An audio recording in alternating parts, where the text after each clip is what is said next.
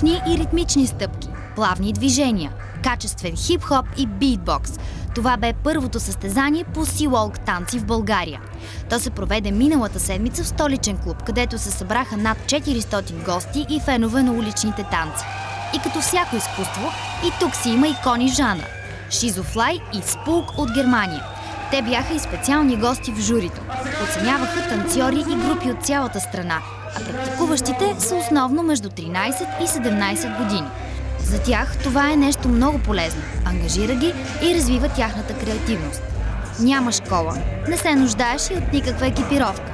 Трябват ти едни кецове и желание. Sea-Walk е не просто танц, а начин на себеизразяване. И е по-добре да се види, отколкото да се говори.